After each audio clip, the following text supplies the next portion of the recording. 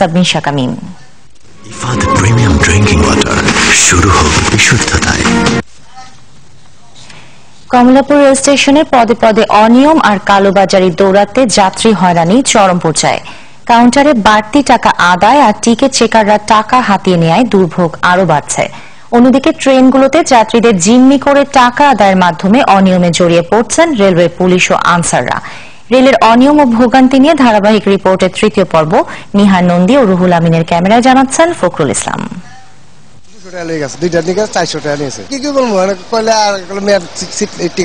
লেখা ফিক্সড ভাড়া 100 টাকা, 20 টাকা বেশি নিছো। আমি যাবো জামালপুর স্টেশন, তো কত করে দিতে হবে? 380 টাকা দেন, 2টা টিকিটের দাম বেশি নিলে আর আমি কি করবো? কমলাপুরে জামালপুরগামী তিস্তা ট্রেনের যাত্রীরা ক্যামেরা দেখে অভিযোগের ঝাঁপি খুলে বসেন। 1 ঘন্টা পর হলেও আরটিভি টিমের সাথে টাকা ফিরিয়ে দেন কর্তব্যরত বুকিং সহকারী। 350 টাকা লেখা টিকিটে আপনার 380 টাকা রাখলেন কেন? আমি বলছি তো আপনার টিকিটের মূল্য কত? আপনি বলছেন 380, আমি 380 টাকা দিছি আপনাকে। হ্যাঁ, কেন আপনি বেশি নিলেন? তখন 50 টাকা বেশি নিছিল, মানে 50 টাকা ফেরত দিছে। তাদের কাছে যদি কোনো লোক আসে তাহলে তারা বলবে টিকিট নাই, অথচ যদি 50 টাকা 60 টাকা বেশি দেন তাহলে তারা ওরা টিকিট দেয়। পরে এমন অনিয়মের জন্য দুঃখ প্রকাশ করেন রেলের এই কর্মী। সরি, আসেন আমি একটু আসেন একটু ভাই প্লিজ। আমি ওনাকে বলা হয়েছে আমার ভুল হয়েছে ওখানে, উনি আমাকে তখন বলেনি। আমার লেনদেনে অনেক বৃত্ত, লেনদেনে হয়তো সমস্যা হয়েছে। উনি বলছে 30 টাকা, আমি খেয়াল নেই আমার। অনিয়মের আরেক আখড়া টিকিট কালেক্টর রুম। ঢাকায় আসা টিকিটবিহীন যাত্রীদের জরিমানা আদায়ের নিয়ম থাকলেও রসি ছাড়াই টাকা দিয়ে নেন। আমরা ময়মনসিংহ থেকে আসছি, একটা বাচ্চা টিকিট আসছিল না, আমরা নিয়ে 60 টাকা নিচ্ছে আর কি। কোনো টিকিট মেকার দেয় না, আমরা চলে আসছি। বাচ্চা টিকিট ভুল করে করা হয় নাই, তার জন্য 500 টাকা রেখে দিল। টাকা নিবে অথচ তার টিকিট দিবে না, এটা কোনো হইলো? টিকিট চেকিং গেটে অনিয়মের সাথে জড়িয়ে পড়েন রেলওয়ে নিরাপত্তা বাহিনীর সদস্যরাও। ফ্রেন্ডকে আমি রাজশাহীতে পাঠাইতেছি, হ্যাঁ, 600 টাকা যাচ্ছে, বলছে যে আমাকে সার্চ করতেছে যে করছে। আমি কিন্তু হ্যাঁ ওই যে আসেন এদিকে আসেন। কি আপনি 600 টাকা চাইছেন? আমার কথা শুনুন, আমি তো আমার কথা শুনি, এটা বিরাটি যাত্রী আসছে, ওনার সাথে ইয়া করতেছে। শুনেন, এই বড় ভাই বলো, 600 টাকা কেন চাইছেন? আপনিও বিশ্বাস আসেন, 600 টাকা কেন চাইছেন?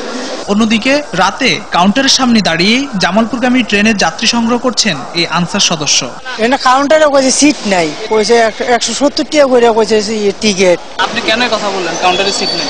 সরি ভাই, কাউন্টারে নাই, আমার জানা আছে, ঠিক আছে, জানছি আমি, ঠিক আছে। দালাল আর টিকিট কালোবাজারের বিচরণ তো রয়েছেই। টিকিট বা অন্য কিছু ট্রেন যখন চলে যায় লাস্ট টাইমে, তখন আইসা ওদের থেকে নিয়ে আর কি। আমাদেরকে নিরাপত্তা দেয় কে? পুলিশই, বা এখানে যারা নিরাপত্তায় আছে তাদের সামনে তো জিনিসটা হইতেছে। ট্রেনের ভিতরের অবস্থা যেন আরো খারাপ। নিরাপত্তার দায়িত্বে থাকা পুলিশ ও আনসার সদস্যরা টিকিটবিহীন যাত্রীদের কাছ থেকে ভাড়ার টাকা তুলছেন।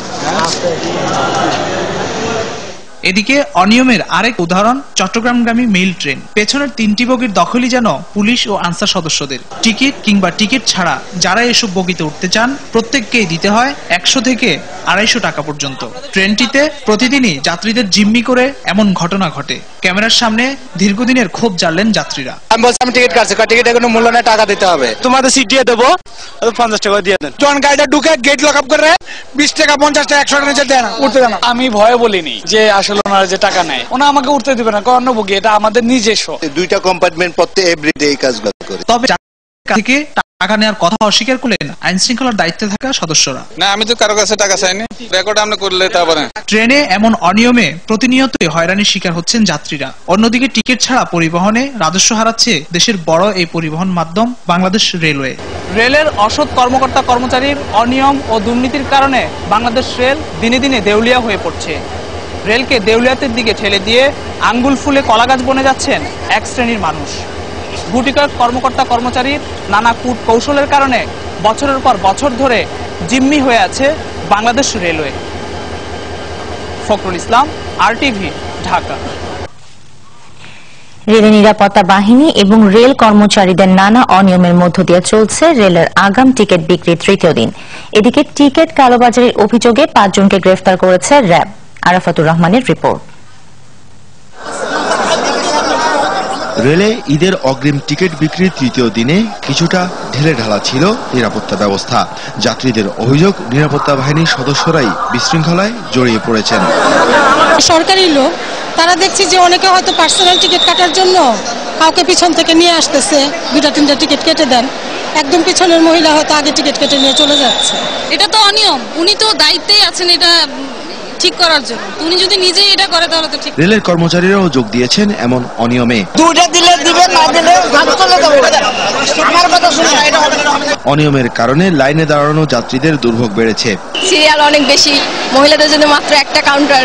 এক লাইনের ভিতরে আরেকজন দেরি করে আসে, লাইনের ভিতর ঢুকে যাচ্ছে। 9টা থেকে 8টা বা 7টার আগে দিয়ে দিলে ভালো হতো। এদিকে ঈদের সময় ট্রেনের শিডিউল নিয়ে নানা পরিকল্পনার কথা জানালেন এই কর্মকর্তা। 20 তারিখ থেকে যে আমাদের ঈদ উপলক্ষে ট্রেন চলাচল শুরু হবে, তার আগেই সর্বরকম প্রস্তুতি সম্পন্ন হবে এবং আমরা আশা রাখছি যে সময় অনুবর্তিতা রক্ষা করে যাত্রীদের যথাযথভাবে গন্তব্যে পৌঁছাতে সক্ষম হব। বিভিন্নভাবে দায়িত্ব আমরা ভাগ করে নিয়েছি এবং প্রত্যেকে যার যার অবস্থান থেকে দায়িত্ব পালন করবে। আমরা আশা রাখি গত ঈদের চেয়ে হয়তো আরো ভালোভাবেই আমরা যাত্রীদেরকে সেবা দিতে পারবো। এছাড়া রেলের টিকিট কালোবাজারির সাথে জড়িত থাকার অভিযোগে 5 জনকে আটক করেছে র্যাব। কালোবাজারি প্রতিরোধে অভিযান আরো জোরদার করা হবে বলে জানিয়েছে র্যাব কর্তৃপক্ষ। রাহাতুর রহমান, RTV, ঢাকা। ঈদ উপলক্ষে রাজধানীকে নিরাপত্তা চাদরে ঢাকা হবে। রাজধানীতে 23টি স্থানে কোরবানি পশুর হাট বসানো হবে। এর বাইরে কোনো হাট বসানোর চেষ্টা হলে ব্যবস্থা নেওয়া হবে। বৃহস্পতিবার ডিএমপি মিডিয়া সেন্টারে সংবাদ সম্মেলনে এসব কথা জানালেন ঢাকা মহানগর পুলিশ কমিশনার আসাদুজ্জামান মিয়া। তিনি বলেন, নিরাপত্তার স্বার্থে আজ থেকে পশুর হাটগুলোতে থাকবে পুলিশের সতর্ক অবস্থান। পশুর চামড়া যাতে মৌসুমী ব্যবসায়ীরা কিনতে না পারে এবং কেউ ঢাকার বাইরে নিয়ে যেতে না পারে, সেজন্য 13টি চেকপোস্ট বসানো হবে বলেও জানান ডিএমপি কমিশনার।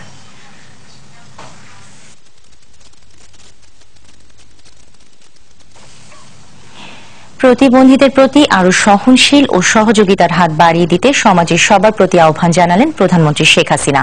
সন্ধ্যায় গণভবনে দৃষ্টি প্রতিবন্ধী খেলোয়াড়রা দেখা করতে গেলে এই আহ্বান জানান তিনি। এ সময় দেশের প্রতিটি জেলা উপজেলায় দুস্থ ও প্রতিবন্ধীদের সমান সুযোগ রেখে ক্রীড়া কমপ্লেক্স তৈরির কথা জানান শেখ হাসিনা। মারুফ রেজার রিপোর্ট। জাতীয় ক্রিকেট দলের মতো বরাবরই ভালো পারফর্ম করে আসছে প্রতিবন্ধী ক্রিকেটাররা। সবশেষ ভারতে অনুষ্ঠিত ত্রিদেশীয় টি20 ক্রিকেটে জয়ী হয় বাংলাদেশ। সাফল্য পেয়েছে দেশের স্পেশাল অ্যাথলেট দলও। গেল জুলাইয়ে গ্রীষ্মকালীন স্পেশাল অলিম্পিকে 6টি ইভেন্টে অংশ নিয়ে মোট 54টি মেডেল পান লাল সবুজের প্রতিনিধিরা। দেশের সম্মান বয়ে নিয়ে আসা কৃতি সন্তানদের সম্মানে গণভবনে এই আয়োজন। প্রধানমন্ত্রী শেখ হাসিনা বলেন, প্রতিবন্ধীরা সমাজেরই অংশ, তাই তাদের প্রতিও সমানভাবে গুরুত্ব দিচ্ছে সরকার। দৃষ্টি প্রতিবন্ধী হোক বা শ্রবণ প্রতিবন্ধী হোক বা অটিস্টিক হোক বা অন্য যে কোনো ভাবে ডিসেবল হোক না কেন, কিন্তু তারা আমাদেরই একজন, সমাজেরই একজন। এবং আমি এই সমাজের সকল স্তরের সবাইকে এটাই আহ্বান করব, এদের দিকে আরো সকলকে সংবেদনশীল হতে হবে, সহযোগিতার হাত বাড়াতে হবে এবং তাদের ভিতর যে সুপ্ত মেধা রয়ে গেছে সেই মেধা বিকশিত হবার সুযোগ দিতে হবে।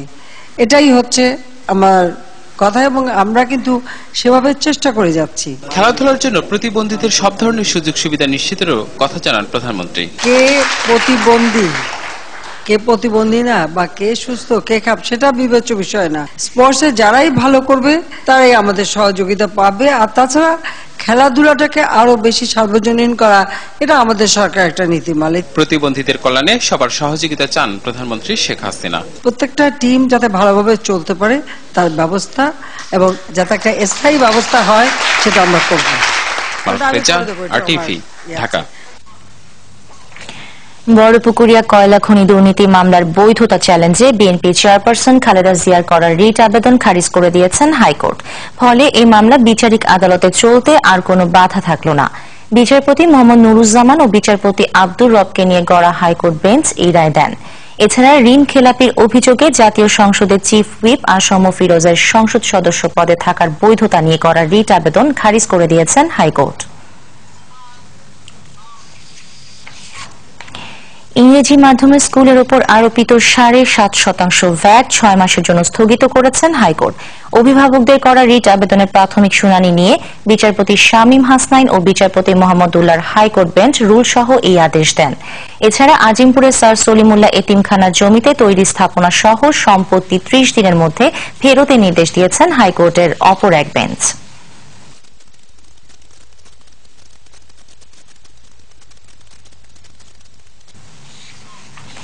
বেতন কাঠামো নিয়ে যৌক্তিক সমাধানে না পৌঁছালে ভর্তি পরীক্ষা না নেওয়ার মতো কঠোর কর্মসূচিতে যাওয়ার হুঁশিয়ারি দিলেন শিক্ষকরা।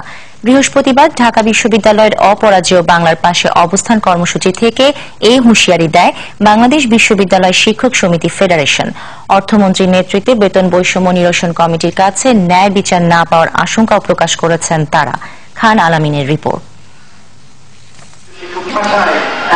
অষ্টম বেতন কাঠামোতে বিশ্ববিদ্যালয়ের শিক্ষকদের অবনমনের প্রতিবাদ এবং স্বতন্ত্র বেতন কাঠামোর দাবিতে বেশ কিছুদিন ধরেই আন্দোলন করছে দেশের 37টি পাবলিক বিশ্ববিদ্যালয়ের